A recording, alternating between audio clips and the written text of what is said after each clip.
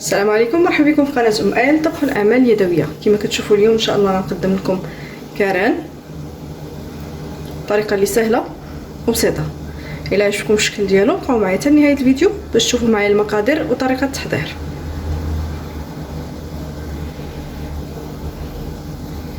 بالنسبه للمكونات اللي غنحتاجو، عندنا 250 غرام ديال الدقيق ديال الحمص مغربل، الملحه كتبقى على حسب الذوق، 3 معالق كبار ديال الزيت نباتيه و لتر ديال الماء. ندوز دابا لطريقه التحضير.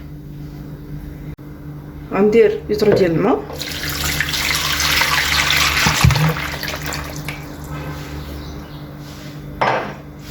غنضيف عليه الملحه. انا درت نص معلقه صغيره ديال الملحه. غنضيف الزيت، 3 ديال المعالق كبار عامرين ديال الزيت.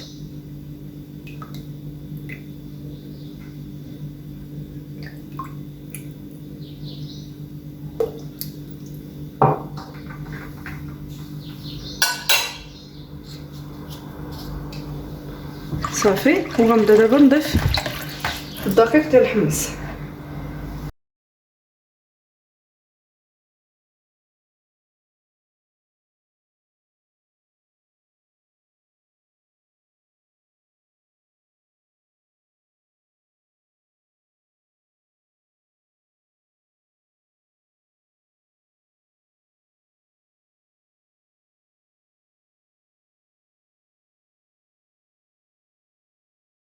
كنخلطوه مزيان حتى ما كيبقاش محبب، حتى كيتخلط مزيان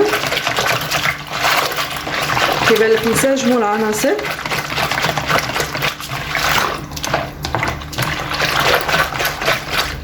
ساعات كنديروه في طاوه ديال الفران، كندخلو الفران اللي مسخن من قبل على نار مجهده وكنخليوه كيطيب على نار مجهده، يعني كتنقصيش الفران. هو كيبغي كاران، كيبغي الفران يكون سخون مزيان وكيبغي النار تكون مجهده. هانتوما كما كتشوفوا كيبان لكم خفيف. غندخلو دابا الفران كما قلت لكم، النار خصها تكون مجهده. هذا هو كاران اللي حضرت معكم اليوم. كما كتشوفوا رشيتو بشويه ديال الفلفل الحار من الفوق وشويه ديال الكمون، كيبقاو اختياريين. الطريقه اللي سهله وبسيطه، نتمنى انكم تجربوه. تعطوني ارائكم في التعليق، ومرحبا بكم مره اخرى في قناه ام آية لطبخ الاعمال اليدويه.